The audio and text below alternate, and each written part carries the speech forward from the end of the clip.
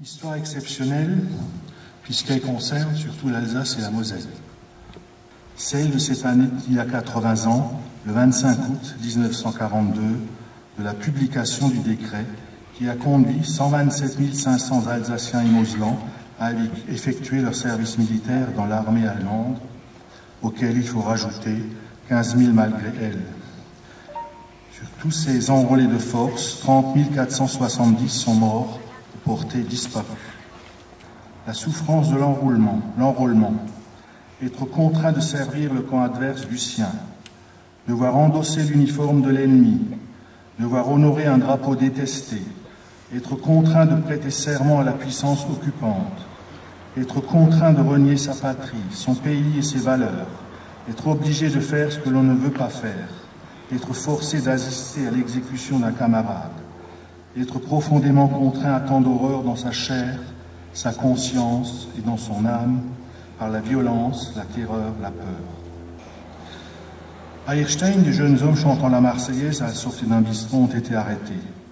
Il y avait parmi eux M. Hellmann, Batzenhofer, Hufschmidt, Speiser, Rühm, Strüb, Schneider, Ertrich, Kleis et Koch.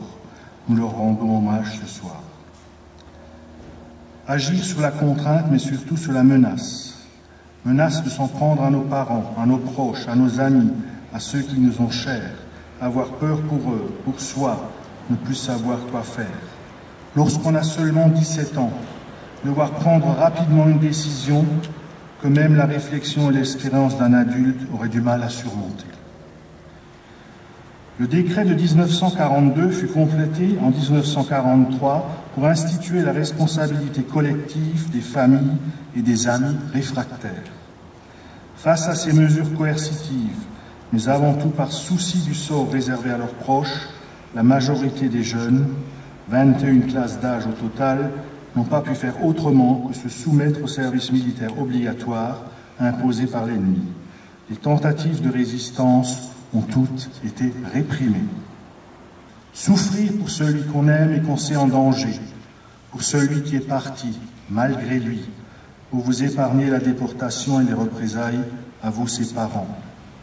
En plus des atrocités qu'ils ont vécues dans leur chair et leur conscience, les malgré nous et les malgré elles ont aussi dû subir longtemps l'incompréhension de l'histoire et plus douloureuse, celle de leur famille.